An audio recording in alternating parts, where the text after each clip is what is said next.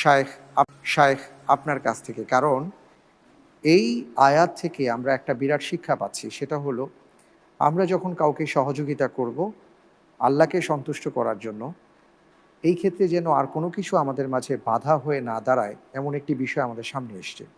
আপনি যদি একটু আমাদেরকে ব্যাখ্যা করে বলেন। সূরা নূরের এই আয়াতটি বহুমুখী শিক্ষা আমাদের জন্য বহন করে। আবু বকর সিদ্দিক রাদিয়াল্লাহু তাআলা আনহু তার একজন নিকট আত্মীয়, যার নাম ছিল মিস্তাহ রাদিয়াল্লাহু তাআলা আনহু, যিনি একই সঙ্গে নিকট আত্মীয় ছিলেন, আবার মুহাজির ছিলেন, হিজরত করে আসছেন মক্কা থেকে, আবার অভাবী ছিলেন। এই লোকটিকে তিনি মাসিক কিছু টাকা দান করতেন নিয়মিত, এবং অভাবী হওয়ার কারণে এই ভাতা তিনি চালু করেছিলেন তার গরিব অভাবী আত্মীয়ের জন্য। এদিকে আয়েশা রাদিয়াল্লাহু তাআলা আনহাকে ঘিরে যে ইফকের বা তার নামে যে দুর্নাম এবং মিথ্যা অপবাদের ঘটনা ঘটেছিল একটি যুদ্ধ থেকে ফিরে আসার পথে, গুজওয়ায়ে বনিল মুস্তালিক থেকে ফিরে আসার সময়, আমরা অনেকেই জানি যে বিষয়ে সূরা নূরে বিস্তারিত আলোকপাত করা হয়েছে, যে সেখানে কিছু মুনাফিকরা উম্মুল মুমিনিন আয়েশা রাদিয়াল্লাহু তাআলা আনহার চরিত্র প্রসঙ্গে একটা দুর্নাম তুলে দিয়েছিল। বিস্তারিত ঘটনা আমরা বলতে যাব না, এবং সেখানে সেই ঘটনার প্রেক্ষিতে আল্লাহ সুবহানাহু ওয়া তাআলা সূরা নূরের আয়াত নাজিল করে তাদের মিথ্যাচারের বিষয়টিকে আল্লাহ তাআলা ফাঁস করে দিয়েছেন, তাদের চক্রান্তের বিষয়টিকে ফাঁস করে দিয়েছেন, এবং উম্মুল মুমিনিন আয়েশা রাদিয়াল্লাহু তাআলা আনহার চরিত্র যে পবিত্র ছিল, তার চরিত্রে যে কোনো কালিমা লাগেনি, এটা যে মুনাফিকদের ষড়যন্ত্র ছিল মুসলমানদেরকে তথা রাসূল আকরাম সাল্লাল্লাহু আলাইহি সাল্লামকে বিব্রত করবার জন্য, এটা আল্লাহ সুবহানাহু ওয়া তাআলা জানিয়ে দিলেন। তো সেই ঘটনায় মুনাফিকদের ষড়যন্ত্রে দু একজন সরল মনা মুসলমানরাও তাদের সাথে যোগ দিয়েছিলেন, এবং এখানে আয়েশা রাদিয়াল্লাহু তাআলা আনহাকে তারাও দোষারোপ করেছিলেন।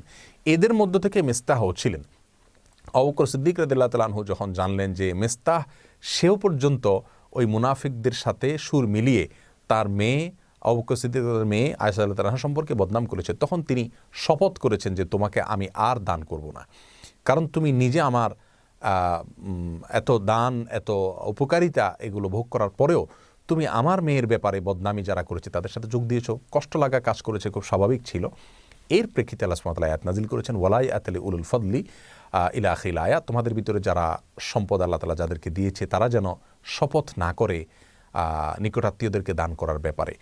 অর্থাৎ কষ্ট লেগেছে ঠিক আছে, তারপরেও দান অব্যাহত রাখতে হবে, কারণ দান তুমি আল্লাহর জন্য করছো। এখান থেকে শিক্ষার বিষয়টি হলো, আমি কাউকে দান করছি, যাকে দান করছি এই লোকটি যদি আমার বিরোধিতায়ও লিপ্ত হয়, তারপরও আমার দান অব্যাহত রাখা উচিত। এই জন্য যে আমি তো তার কাছ থেকে কোনো কিছু পাওয়ার জন্য আমি দান করছি না, আমি দান করছি আল্লাহর কাছ থেকে সন্তুষ্টি অর্জন করার জন্য, সওয়াব পাওয়ার জন্য। অতএব আমার দান অব্যাহত রাখতে হবে।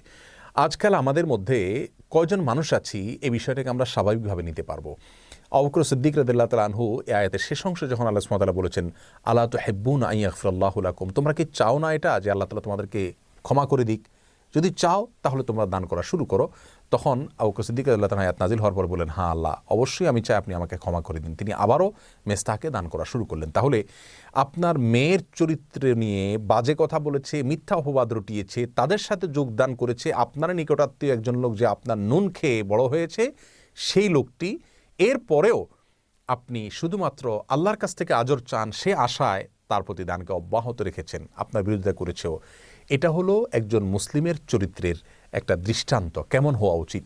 অতএব আমরা দান করে খোঁটা দেওয়া অথবা দান করে তার কাছ থেকে এমনকি কৃতজ্ঞতার আশা করা, এটাও মুসলমানের চরিত্র নয়। আল্লাহ সুবহানাহু ওয়া তাআলা বলেছেন, লা ইউরিদুনা মিনহুম জাযাআন ওয়ালা শুকুরা, মুসলমান দান করবে, নেককাররা দান করবে, করে যাকে দান করবে তার কাছ থেকে থ্যাঙ্কস বা কৃতজ্ঞতাও আশা করবে না, কারণ সে আশা করবে আল্লাহর কাছ থেকে বিনিময়। যাকে দান করবে তার প্রতি তার ধারণা থাকবে এমন, বক্তব্য থাকবে এমন, যে আমি তোমাকে দান করছি আল্লাহকে খুশি করার জন্য, তুমি কি করছো আমার ব্যাপারে সেটা আমার দেখার বিষয় না, কারণ আমি তোমার কাছ থেকে কোনো ফিডব্যাক পাওয়ার জন্য দান করছি না।